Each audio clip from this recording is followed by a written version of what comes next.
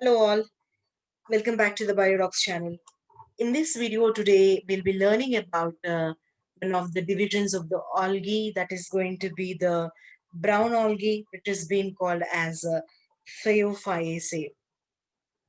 Okay, we're going to learn about the Phaeophyaceae, which is otherwise called as brown algae. So speaking about the brown algae here, we all are aware that they usually have the pigments which have been the chlorophyll A, C. Besides that, they have fucoxanthin, which gives them imparts brown color. Fucoxanthin is responsible for the brown color in the brown algae, and these are found in the marine habitats. Okay, and other thing is they are usually having a, they are not at all unicellular. They are not at all unicellular. You can see that they have a very large thalli body, very large thalli or thallus bodies they are going to have. Okay, and usually we see in kelps that I have shown you in one of the videos about the algal diversity. I spoke and I've shown you these long, huge plant bodies of kelps, which are the seaweeds. And the largest kelp example is going to be the largest kelp is going to be over more than 50 meters. Okay, and it is microcystis, that is macro cystis. So cystis, okay, this is the example for the largest kelp, the seaweed. And we all should know that these kelps are actually commercially useful because they are the sources of iodine. They are rich source of iodine, kelps. And next thing is the reserve food here. The reserve food in brown algae is going to be laminarin.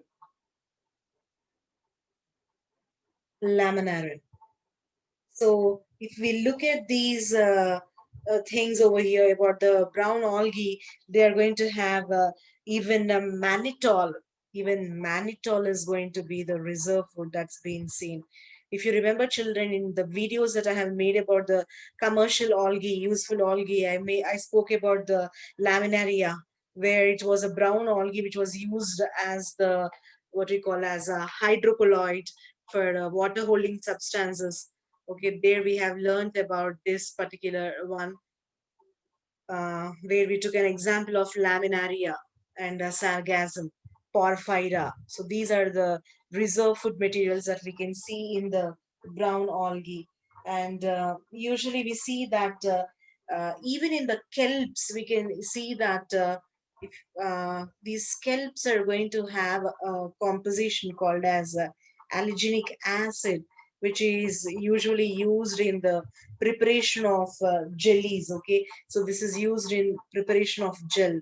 So in the gel industries, for the preparation of your ice creams, for the preparation of ice creams, we use them.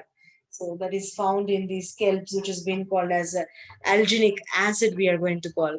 And the next thing is, children, if you're going to look at the basic structure of these uh, brown algae, they are going to be, for instance, if this is going to be the substratum where they are living, if this is a substratum, they are going to have a structure which is going to hold them into the substratum, which will be called as hold fast. Okay, and they are going to have a stalk.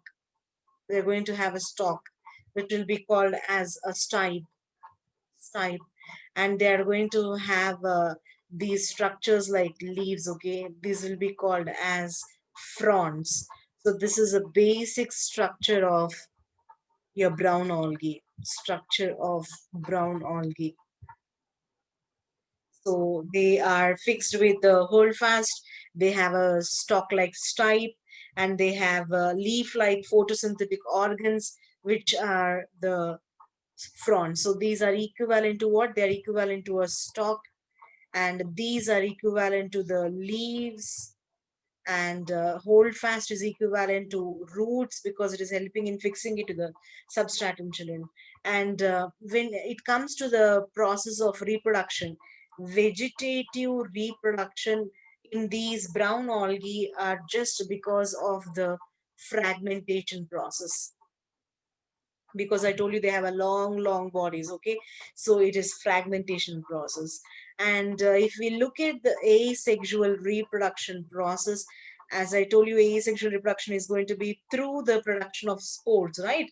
So here these are going to be biflagellate zoospores. Biflagellate zoospores. I told you zoospores are motile, so we can even call them as planospores because these are motile. And remember that the brown algae, these are going to have the flagella which are going to be on a lateral surface. So they have the flagella on either sides, on the lateral sides. This point is important. But if you look at the zoospores of the green algae, they are apical in position. That is what is important for exam. And the next thing is usually these zoospores here are which shape? They are of pear shape. Okay, they are of pear shape. And next thing to speak is these flagella are unequal. One is long, the other is going to be short. Okay, these are the main points of this. And if you will speak about the sexual reproduction, again you can see that they show wide diversification here. They can be isogamous. Okay, they can be anisogamous. They can even be oogamous also. Okay, and if you are going to look at the examples of these, they can be ectocarpus, laminaria, sargassum, and fucus, one of the main examples of the brown algae. I hope children you understood the brown color is just imparted because of the fucoxanthin. These are mostly marine and they have a very long bodies. The kelps are the examples used in ice cream industries, jellies, as well as they are used in as a rich source of iodine.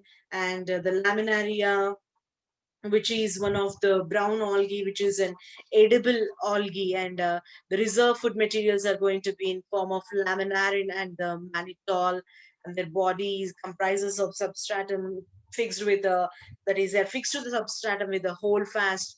They have stipes and fronds. Okay, so let me show you these examples such that it will be easy for you all children to uh, get the idea about these brown algae better.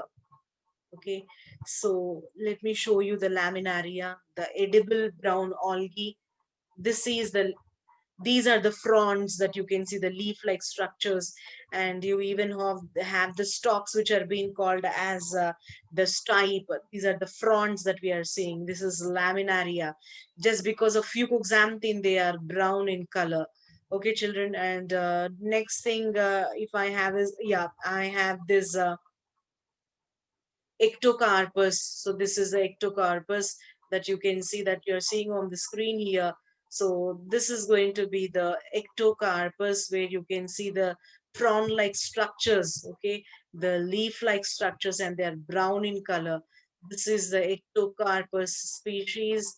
And next I spoke about the Algin, where I spoke about this is also one of the edible types of brown algae that we are going to see, which are having acting as a hydrocolloids, so used in the gel industries.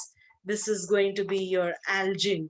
So I hope you could see the colors of these brown algae, and the pigment which is responsible for laminarin is going to be the reserve food, the mannitol. These are the brown algae found mostly only in the marine habitats. If you like this video, please do hit the like button and comment in the comment section how you liked it and how it has helped you in remembering. Thank you all. Try to share and subscribe my channel. Thank you.